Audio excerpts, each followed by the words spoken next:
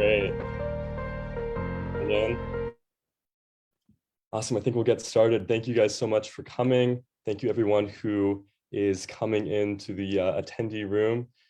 You've joined us for the third Social Vision Conference series. This is a second panel of the day entitled Developing an Interconnected Society. We have a great lineup of scholars to speak about a really fascinating topic today. I'll let my moderator introduce that in just a few moments.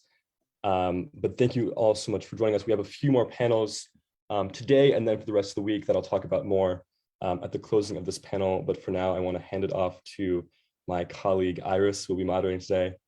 Iris, it's all yours. Hi, welcome everyone. My name is Iris Leon. I'm moderating today's panel discussion. I'm the Chief Operating Officer for what I like to call the constellation of programs that exist under this umbrella, and the Institute of Jewish Spirituality and Society, which is hosting this conference, is just one of those programs. And so it's really kind of a fitting that I'm moderating this panel, because I don't think I've used the word interconnected or interrelated more in the last year, than ever before in my life, sort of working in this sphere. So I'm really pleased to welcome you all today. Just for some housekeeping, each of our panelists will have about 10 minutes. I'm also the timekeeper, so if I interrupt you or give you a little ping, don't be offended. I just want to give each of you, equal space here. I'm going to be introducing each of you right before you give your talk, and then after all three of you have gone, I'll ask you to react to each other and then open it up for questions. And so we'll start with Shelley. So Shelley is, excuse me, let me get my bios here.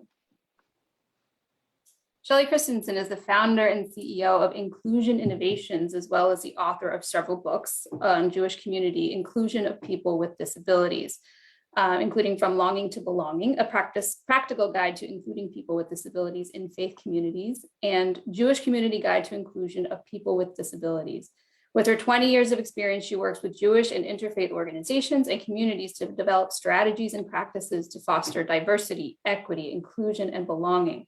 Today, she will be speaking about unraveling the threads of marginalization and labeling to promote diversity, equity, inclusion, and belonging as core values in community life, which is interesting. DEI is kind of a hot thing, and you've included the word belonging here. So I'm really intrigued to hear your take on this. So thanks, Shelley.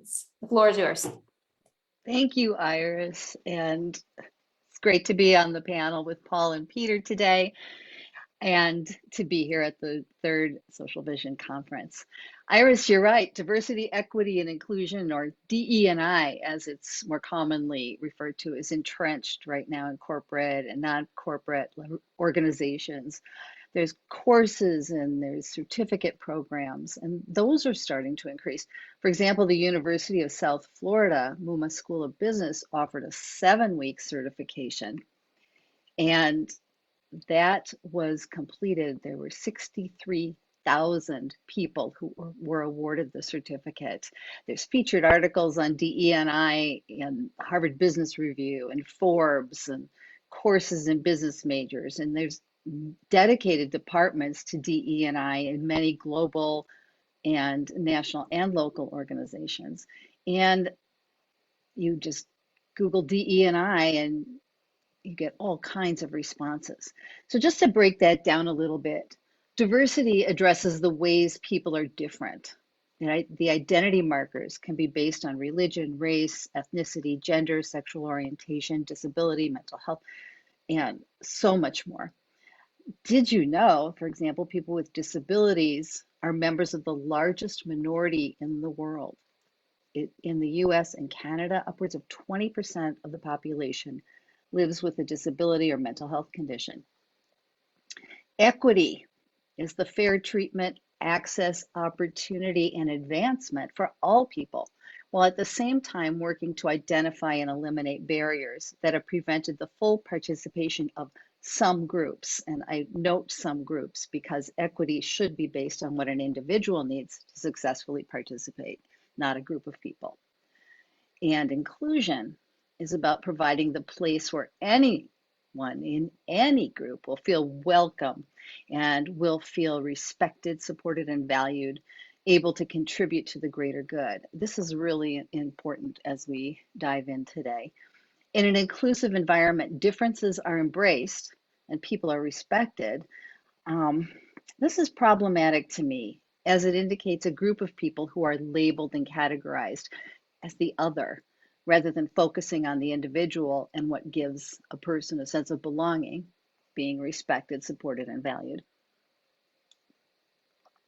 Labeling individuals as members of a category of marginalized people creates a single story, as the novelist Chimamanda Ngozi Adichie spoke in her 2014 TED Talk called The Danger of a Single Story. She said, the consequence of the single story is this: it robs people of dignity. It makes our recognition of our equal humanity difficult. It emphasizes how we are different rather than how we are similar. What we have done, besides seeing just a single story, in this case, a disability or mental health condition, is to tell that single story for someone else. Examples of this are grouping people together in educational, social, and religious circles based on a common diagnosis. For example, autism. As my friends in the autistic community have taught, when you've met one person with autism, you've met one person with autism. Belonging is the key concept to creating a society, a culture, an organization that does more than putting in ramps or creating avenues of participation for people with disabilities rather than with people with disabilities. Change is grounded in the very fact that every human is created in the image of God. This is the essence of belonging and inclusion. The Lubavitcher Rebbe of blessed memory teaches us about the foundation for what we call inclusion and now think about as belonging. According to the Rebbe, what determines our attitudes towards people who are often seen as the other and the reciprocal relationships in community are the following: that value, every soul is valuable and valued. Love, every soul is loved by God and is lovable. Dignity, as Bereshit establishes, literally from the beginning, the holiness of each person. Because we're created in God's image, we're afforded dignity, and we afford dignity to others. Individuality, no two people are identical.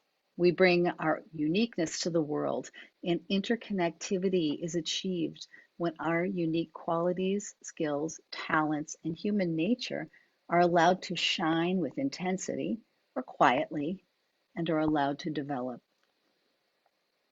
So 7 years ago, the Ruderman Family Foundation funded the Ruderman Chabad Inclusion Initiative. I joined the Chabad team on this initiative, and it was my initial introduction to the Rebbe and to Chabad. We were focused on developing practical strategies and guides, as well as participating in the annual Jewish Disability Awareness, Acceptance, and Inclusion Month, which is held every February in Jewish communities throughout the world. Chabad created Shabbat Together as part of JDAME, Jewish Disability Awareness, Acceptance, and Inclusion Month. And if you want to see the body of work that we created in just 4 years, visit chabad.org and just search for inclusion. It'll be there.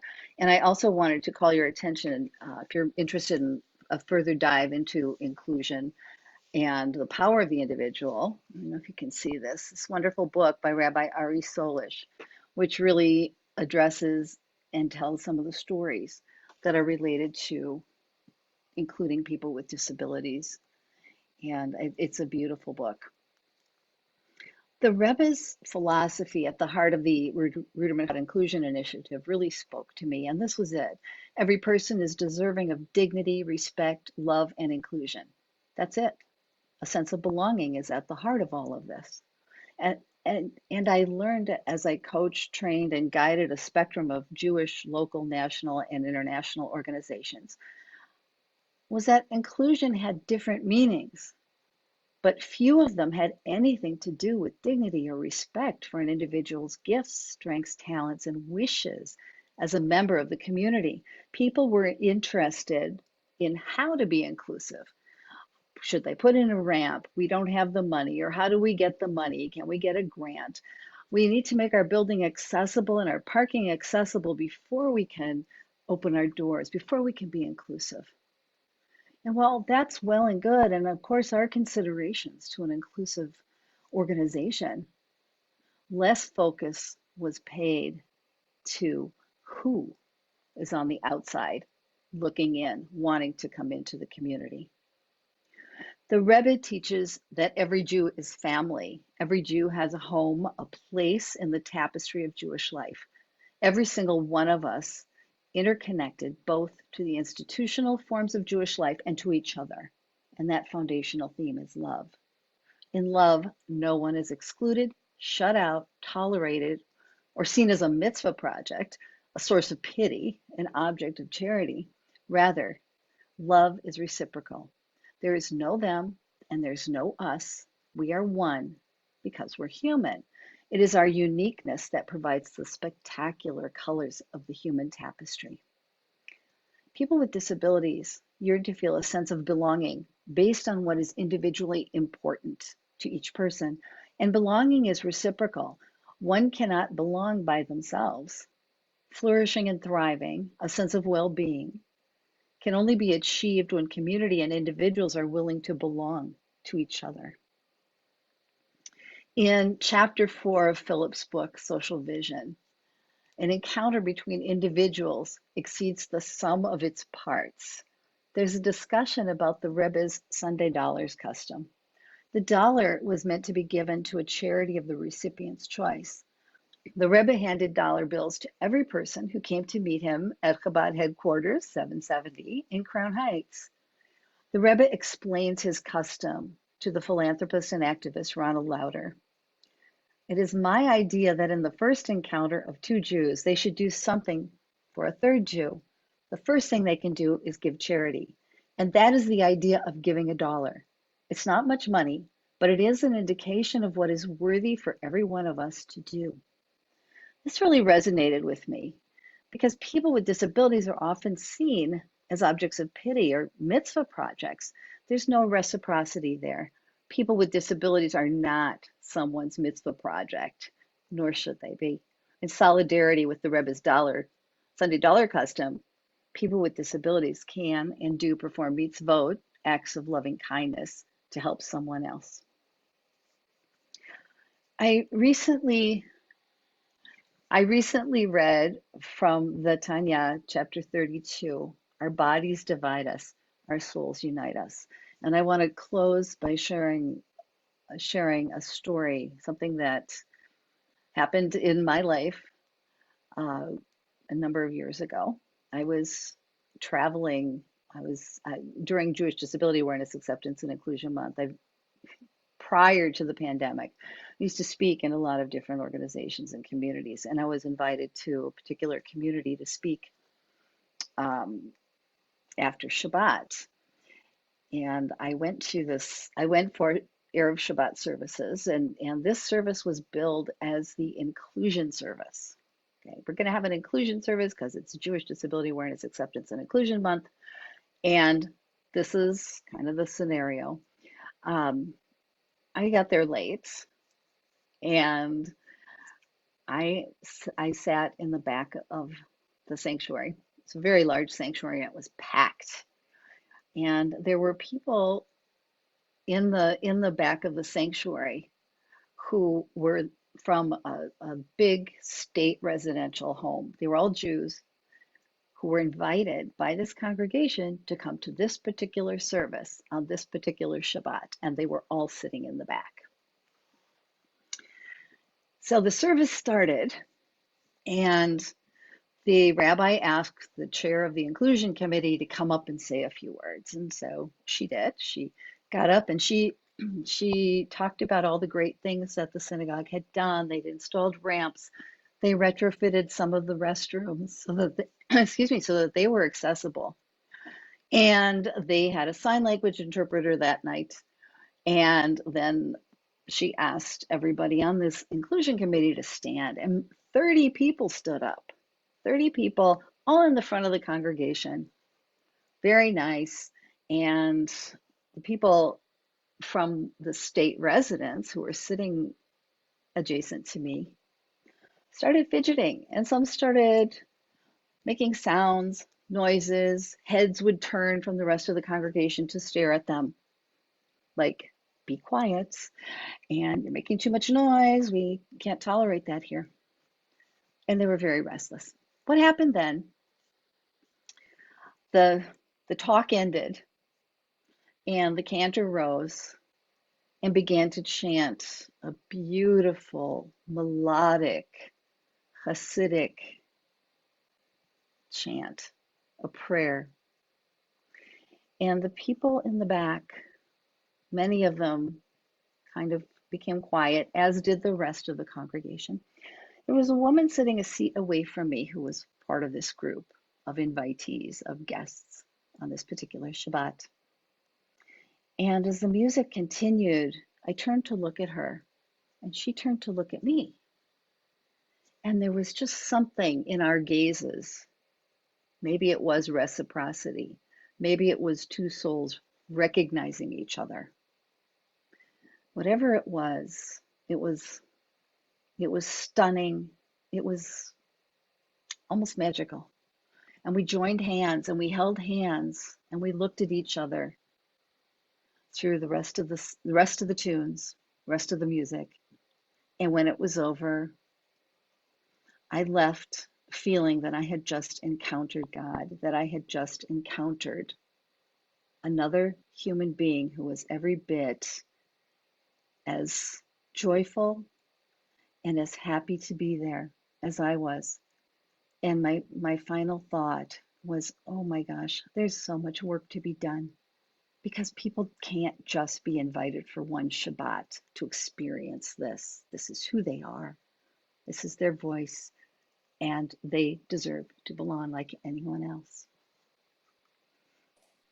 Thank you, Shelley. That was really powerful. So we're going to hold any questions till the end. So I'm going to turn over now to Peter Whitehouse. So Peter Whitehouse, Dr. Peter Whitehouse is professor of neurology at Case Western Reserve University and professor of medicine at the University of Toronto, as well as a former professor in 7 other departments. Along with his wife in 1999, he and his wife, Catherine, founded the Intergenerational School, which is a unique public multi-age community school. He considers himself an intergenerative transdisciplinary designer and activist, and along with many other fields of endeavor, which I hope he defines for us all today. It's all quite a mouthful, but his fields of endeavor are cognitive brain health, integrated healthcare, intergenerational learning, interprofessional practice, deep bioethics, organizational aesthetics, narrative epistemology, transmedia performance arts, and play. Today, he will be speaking about creating the future of lifelong learning, focusing on concepts like intergenerational intergenerativity and transdisciplinarity, as well as learning as a spiritual activity, learning to re-enchant the world, creating cosmodernity, and the essential nature of our connections with nature. I hope I pronounced all that properly. So, Dr. Whitehouse, please, your 10 minutes.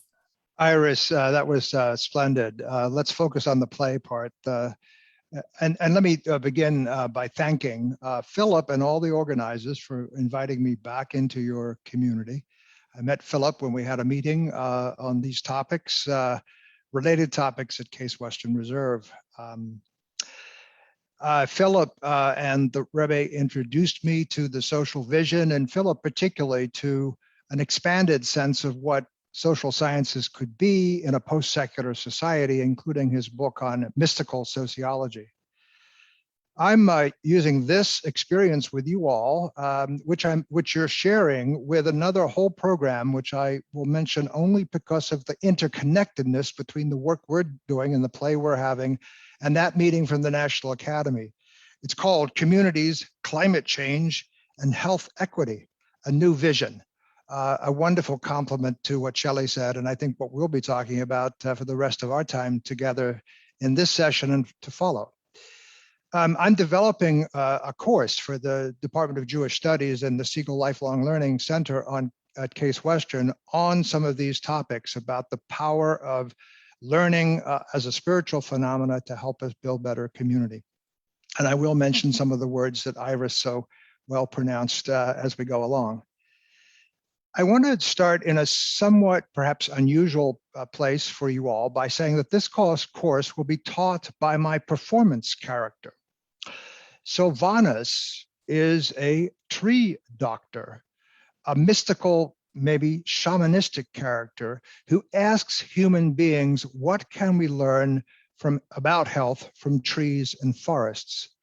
Sylvanus is known as the Roman god of forests, but also of the boundaries between forests and fields, the interconnectedness between these ecosystems, which are so precious to life.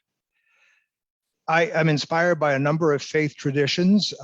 Rachel Remen, some of you may know if you're in the health field, Healer's Art, her second book, My Grandfather's Blessing, was all about her relationship with her rabbi grandfather who studied the Kabbalah.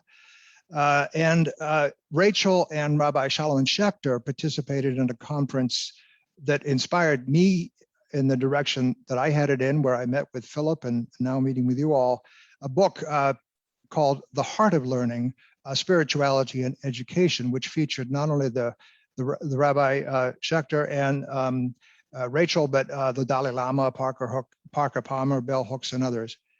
I've also, at the University of Toronto, worked at Baycrest, which many of you will know is the former Toronto Jewish nursing home, which has become just an absolutely splendid world leader in providing long-term care for elders. And I'm going to return to Shelley's message about the importance of inclusiveness when I end my talk, talking about elders with dementia. So let me just only focus on two of those concepts that Iris was so kind to read. Intergenerational leading to intergenerativity. That's a new word we kind of invented as a group. Sometimes we need to explore old words. Sometimes perhaps we need new words for our modern times.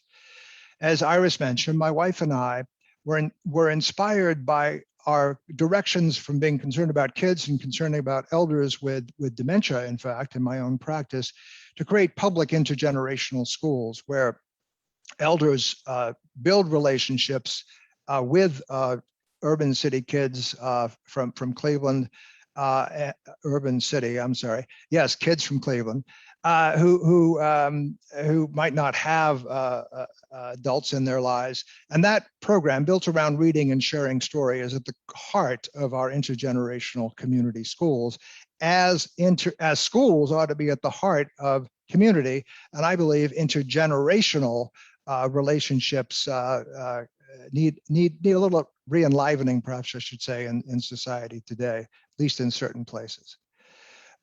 Intergenerativity, that new word, that neologism, as a neurologist might call it, means going beyond intergenerational to look at the connectiveness between a variety of different ideas, a variety of different faiths, ethnic groups, disciplines, although we'll get to transdisciplinary in a minute. And then that's where we'll end up with our stories about people with dementia and community.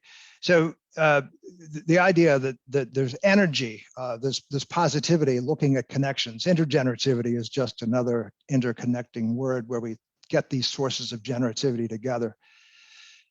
As an academic, I'm very concerned about universities and their potentially greater role in addressing some of the challenges that we've been talking about throughout this conference. And so the word transdisciplinary is a signifier that the disciplinary structures that we have in universities, so much of what we should be doing is across disciplines and in those spaces between disciplines.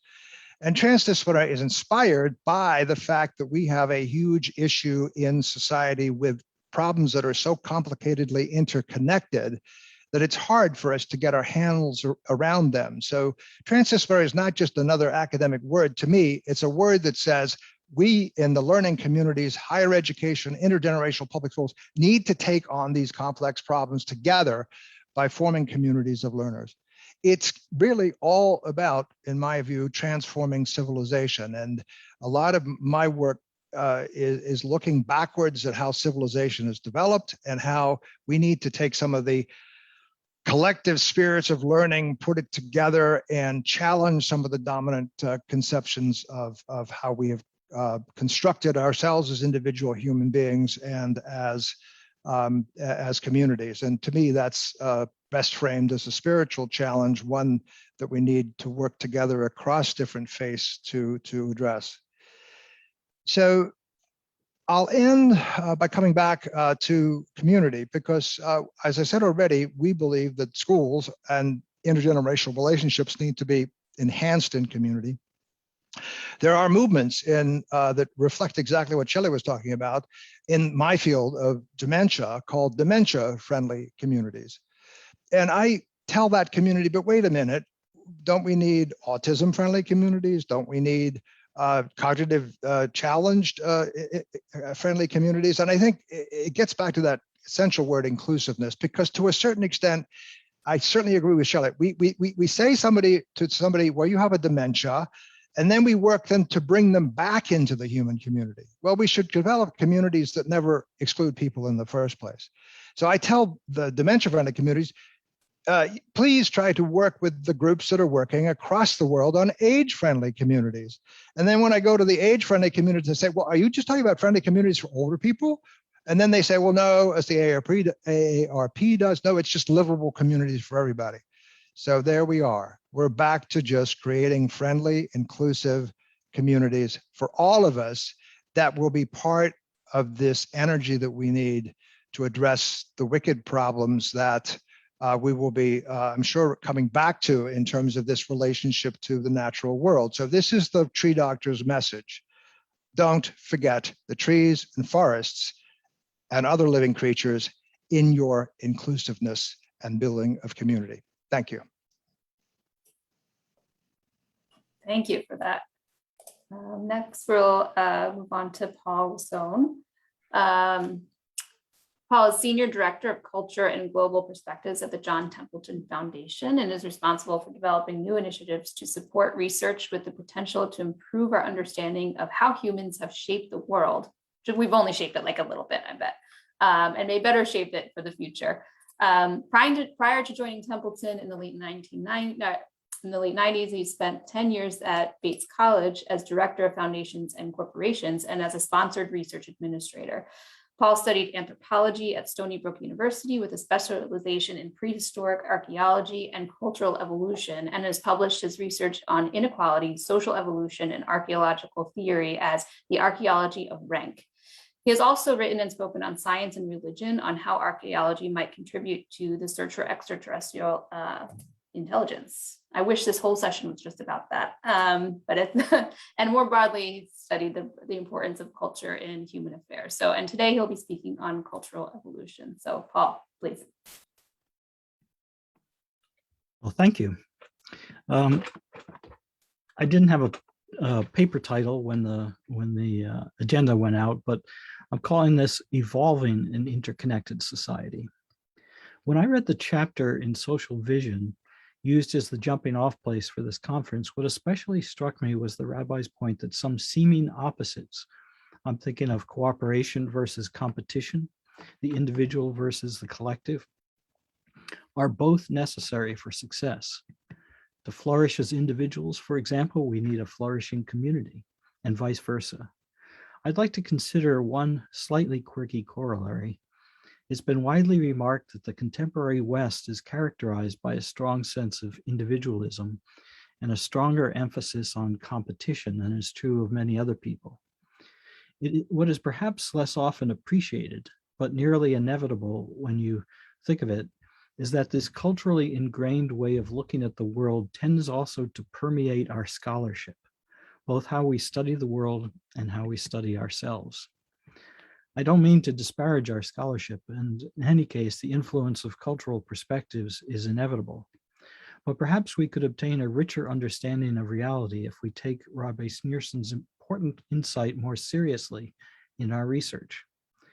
Concerning first individualism, I suggest that in addition to studying ourselves as individuals, we also study ourselves more often as cultural beings and consider more seriously how we might address contemporary issues through intentionally guided cultural evolution. In addition to, indeed is a part of the individual cultivation of virtue. I'd like to give two brief examples. Work on the mind-body problem has led some scholars like Patricia Churchland and Michael Gazzaniga to suggest that the mind is largely generated by the physical brain. This has consequences, such as the claim that free will and possibly other aspects of rational thought as we experience it are illusory.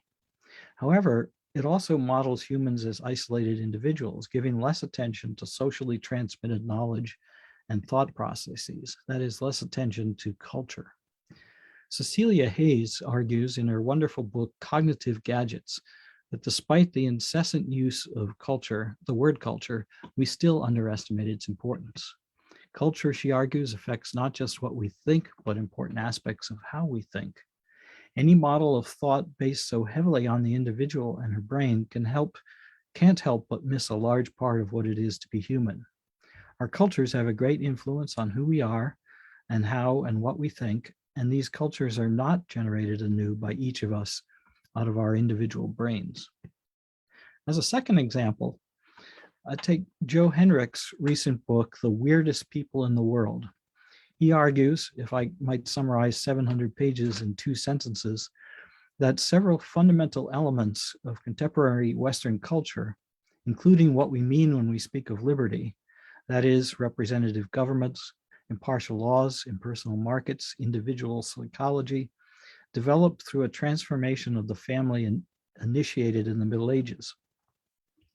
And this might be useful for addressing such contemporary global issues as why representative governments and impersonal markets don't seem to catch on in some parts of the world. The work suggests that a substantial level of individualism may be essential for democracy and free markets. And since individualism, whatever its benefits, can also be problematic, getting in the way of cooperation and community, exacerbating inequalities and environmental problems, it's far from obvious that the weird approach to life can be universally recommended without further consideration of the value of community. Henrich's current work involves, among other things, the question of whether individualism might historically have been important in the origin of these elements, but might not be essential for adopting them now. And if so, the West might well look to other cultures to see how to retain our freedoms while not allowing individualism to overwhelm community. Now consider cooperation and competition and the possibility that they are both necessary for thriving. Not only are we individual-oriented, we are also immersed in a very competitive environment. Competition is often seen in contrast to cooperation, and I would add, competition is often seen as only a step away from conflict. Thinking of oneself as part of a group, a country, a religious denomination, is known to increase cooperativity. However, thinking of oneself as part of a group tends also to be set in contrast to everyone else who is not part of the group. This doesn't inevitably lead to conflict, to negative forms of competition. We might be thinking of one third grade class as distinct from another, and any competition between them could be beneficial. But unfortunately, it doesn't always come out that way. But in any case, this affects our scholarship. I suggest that cultural assumptions about competition have affected, in particular, our contemporary understanding of evolutionary biology, and so our understanding of the world around us. The advent of altruism and cooperation generally has had a prominent role in Darwinian thought because they are difficult to explain as products of natural selection. If natural selection is an unrelenting competition, favoring traits that cause some individuals to survive and reproduce better than others, and if altruistic behavior increases the survival of the others, then altruistic traits should be weeded out. Cooperation should be rare and fleeting, but the world of life includes symbioses and mutualisms, not just incessant competition. After the previous talk, I should have used the example of how trees cooperate with each other and with various kinds of fungus. But my example is mainly about the fact that all organisms, including humans, are really multi-species communities. There are more cells of other species in each of us than there are human mammalian cells, and they're essential for our survival. It's been argued that the view emphasizing competition almost to the exclusion of cooperation, which is popularized by Richard Dawkins in The Selfish Gene, has cultural roots, having entered the popular mind first through early industrialists. Andrew Carnegie championed what he called the law of competition, and it was further reinforced by Cold War thinking mid-century. So it has more to do with imposing cultural assumptions on the world than drawing conclusions from empirical findings. Now, the importance of seeming opposites. How we talk about, define, and label what we study is also important, but this too is often missed. Metaphors we use to describe our work affect how we live far more deeply than we realize. Lakoff and Johnson give as one quick example, intellectual argument itself, for which we habitually use warfare metaphors. Your claims are indefensible. He attacked every weak point in my argument. He shot down all my arguments. Would we carry on our debating differently if we thought of it differently, not as a warfare, but as something else? And would we think of it differently if we used different metaphors?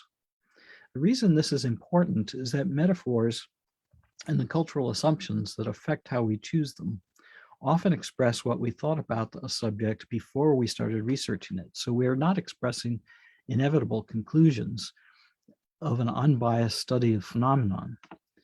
Yet there are ways out. One of my favorites is from the musician and theologian Jeremy Begbie, who offers an interesting example of how changing the metaphors in our thought can make a big difference in our scholarship and understanding of the world.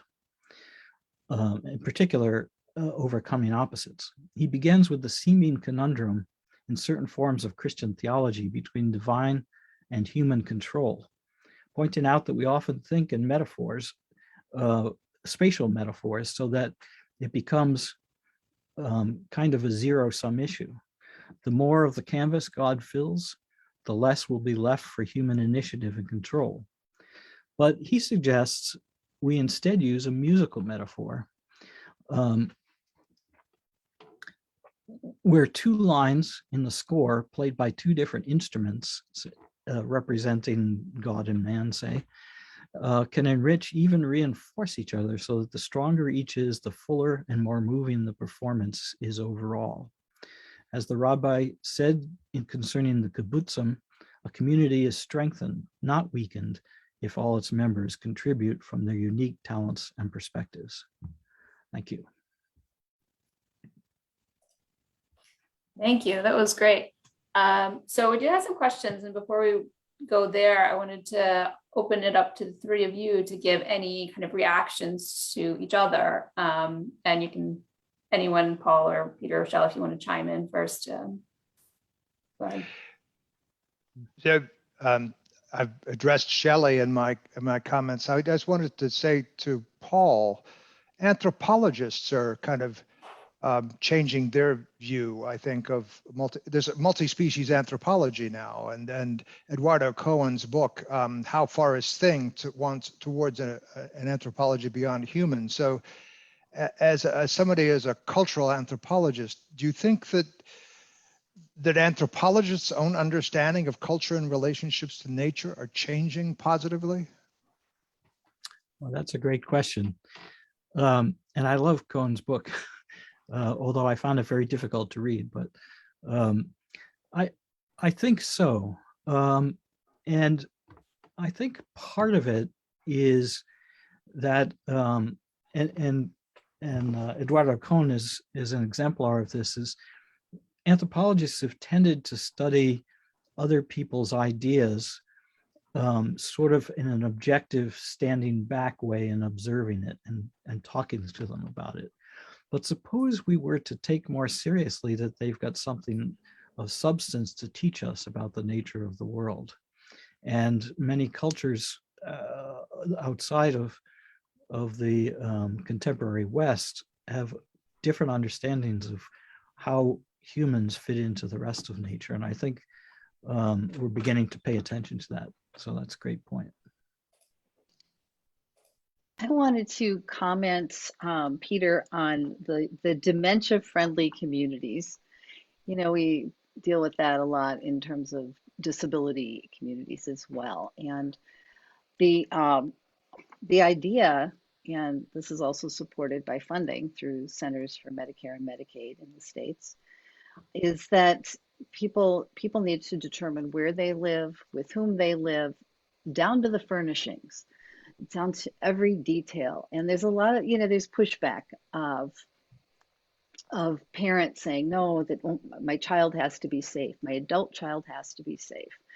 There's this whole notion of not really asking people what they want in their lives, but just assuming, again, going back to that single story of disability, that they'll be categorized by their diagnosis. And so I just wanted to really reinforce what you're talking about in terms of use those what's working in community and marrying that with the idea of what does an individual want in their lives, what's important to them, to determine where they live, to determine what that quality of life is like for them. Because that really is, I think, essentially one of the biggest challenges that we have, is to overcome this idea that people have to be categorized, that people have to be labeled, and then just placed in, this is where someone else is making a decision for them. So I was really happy to hear that. And to bridge to our first question, I mean, I think what people need is the dignity.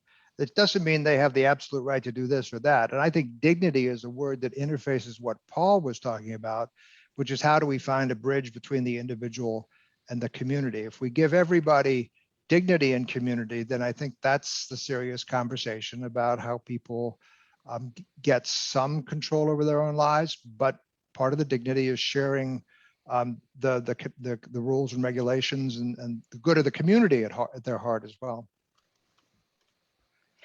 My thought was similar. That both of you struck me as talking about creating communities out of groups that don't always fit together. Not exactly opposites like I was talking about, but it's better if the people in the back of the synagogue are not guests but part of the community. It's better if elders and young people spend some time together and take advantage of what each other has to offer. It creates a richer community all the way around. And I recall meeting an individual one time at my own synagogue. There was, again, an inclusion Shabbat. I think it was a Hanukkah service or something. And one of the people who attended, I had met him previously. In fact, I'd met him the previous Hanukkah. It was just to describe him, he was a wheelchair user. I believe that I know that he was non-speaking.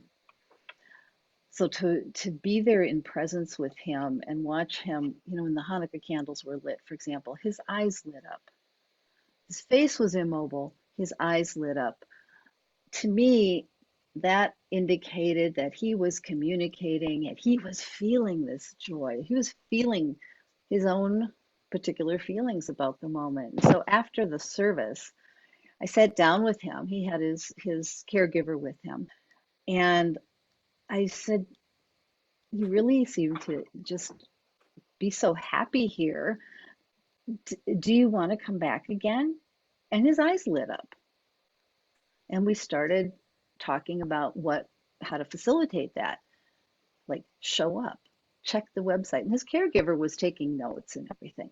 But I thought, why is it that we give people, and in any of the scenarios we've talked about today, why is it we give people a taste of what community life is or what belonging is, just that little snippet of taste?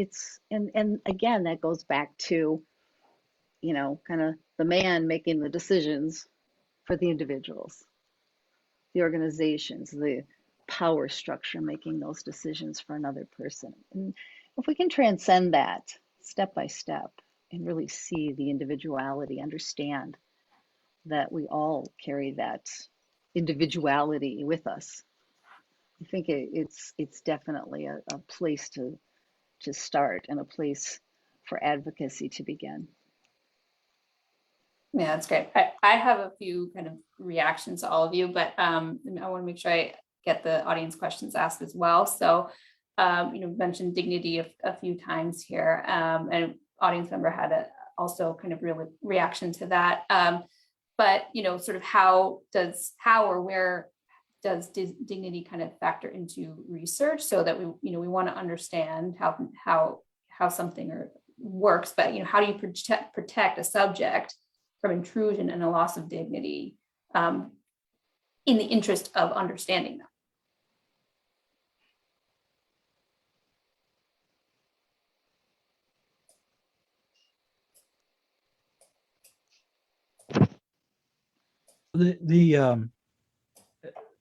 I think this might get it a little part of it.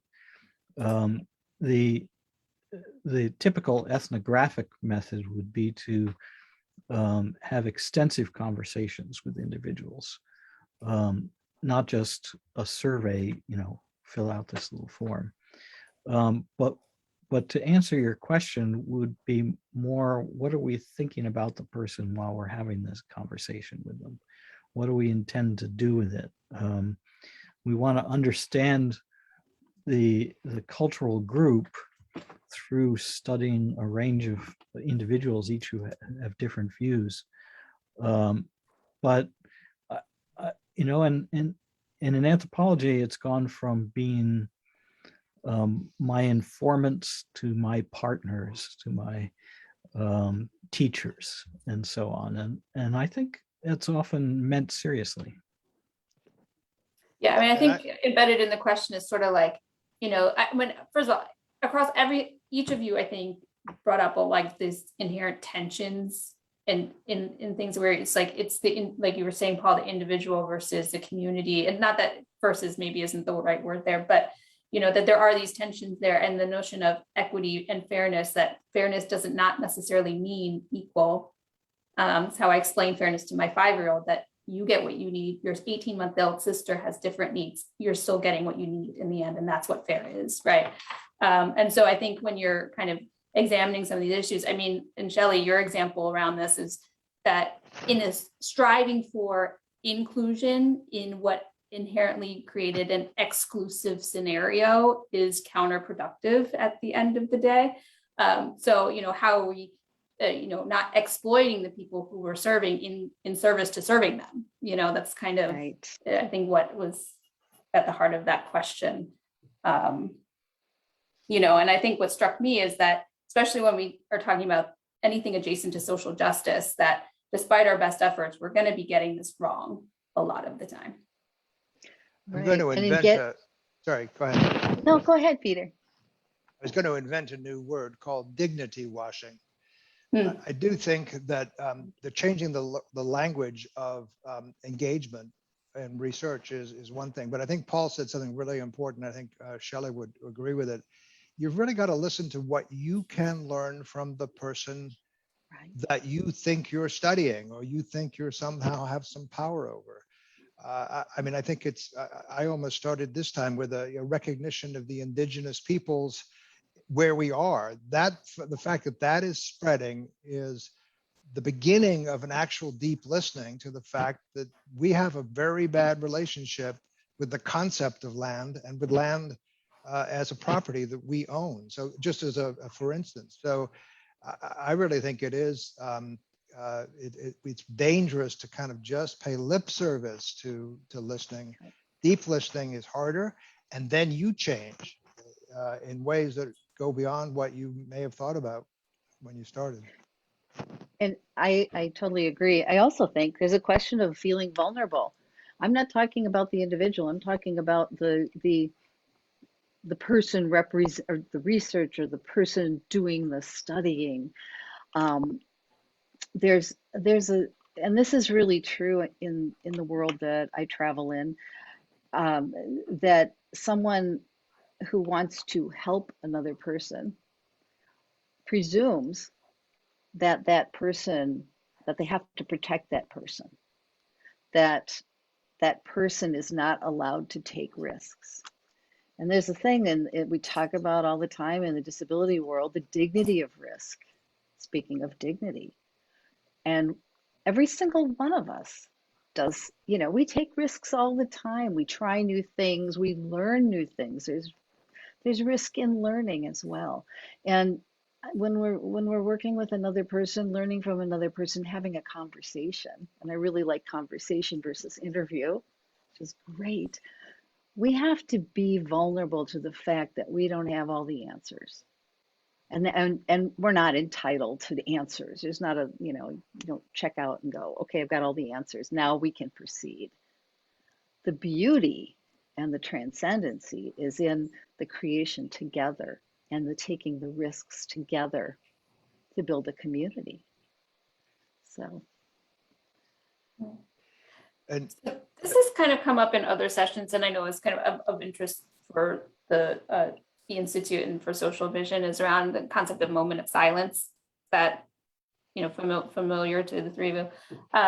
And so something like that really, what came up for me listening to you all it's sort of like these tensions that something like that, it's very solitary activity, but the whole the reason for promoting it is really has societal benefit. So I wonder if any of you can talk about, if not moment of silence specifically, at least again kind of digging more into these tensions or these kind of contrasting notions of like our individual almost solitary responsibility or reflection in how we are in the world and how that really has a kind of catalytic impact, sort of community level.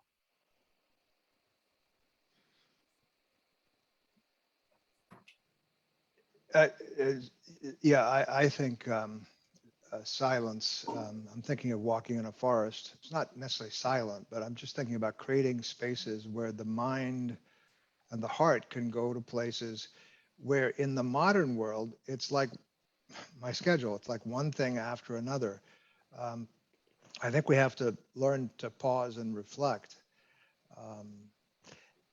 And if I could just say something about what Shelley was saying too, I was trying to connect it, but I can't. I mean, I think the words we use in these spaces between people, for example, and I'm not being critical because it's a word we use, caregiver. As a neurologist, I was very concerned when I labeled somebody a patient and the other a caregiver that I had, I'm sure Shelley would agree, I was essentially labeling two people. And the last thing I wanted to do was to rob the patient who had been caring for their spouse, let's say for 70 years, of all of a sudden, you aren't allowed to give care back. So I think even simple words can distort the potential, the power of the professional to create a space that distorts the potential for relationship and distort the relationship for belonging. Another word that that Shelley's used, which I think is so essential. So sometimes just pausing before you use a word or before you say something that your power is.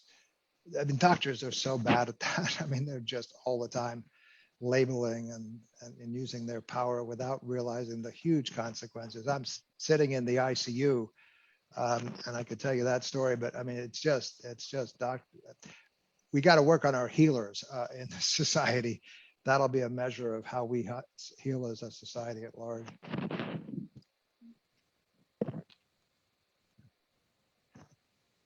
Yeah, that's right. I think this time in particular, I think has really opened up a lot of wounds, or exposed more so a lot of wounds in our society and what our actual safety nets are, and who needs support. I think we rely on a network of people to provide care who themselves are in deep need. And it's, so reciprocity was sort of another theme that emerged through this conference as well. So I guess with one final question on that, this notion of reciprocity and where that fits in here, it's kind of adjacent to a lot of what you all have said. How do we take into account that those relationships where there are power dynamics perhaps that are not exactly even, that it is really should be more of like, I'm using my hands here, so more of like an interplay, and that that relationship needs to be a full circle, that where reciprocity kind of is inherent, which is a choice, I think. There's an interesting example. Athena Actipus and Lee Cronk spent some time on what they call the Human Generosity Project. And they wanted to find out what, to put it very simplistically, are humans really Homo economicus, self-interest maximizing, or we don't really believe that in our day-to-day lives. But they studied eight social groups and found that people are spontaneously generous when they see a need, and you could sort of justify that by saying, well, and they know that their neighbors will help them too. Well, that's a comfort, but they don't do it because they expect someday that someone's going to give them something. The humans in these 8 places, ranchers in the Southwest, the Eek people in Africa, always did it the same way. People who need help are given help. And now we know there's a lot of people who aren't given help and suffer. And so the question might be not to say, well, that's just human nature, but what is it that keeps us from this human spontaneous gesture of generosity? Yeah. Okay. One of the reasons that I was really troubled by the word inclusion, because it just meant it was so generic. It just became generic. It was anything to do with anything that had to do with disability or mental health. And I just really treasure having being able to speak about belonging. And the reason for that is because that's the universal. That is something everyone can feel, can understand, can long for, needs in their lives, a sense of belonging. And it really is up to society, people who make up society, who also yearn for a sense of belonging, to understand that about someone who is othered. And it's creating that common bond, or that basis, that foundation that the Rebbe talked about, to be able to not do something for someone, but to create a climate, to be part of a climate where all people are valued, where there's dignity and respect and honor and appreciation, and understanding that society is infinitely wiser and better when everybody is present, when everybody's at the table and contributing.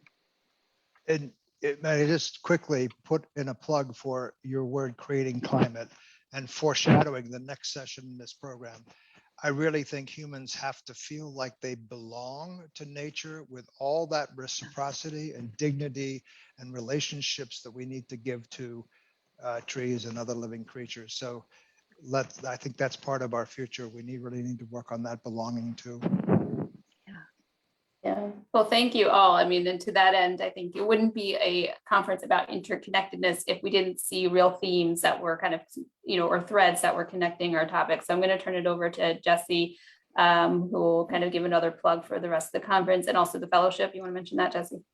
For sure. Yeah. Thank you so much, Iris. Thank you also to Peter for kind of offering a great segue. Doing Jesse's job for him. Thanks. My job. Thank you. Yeah.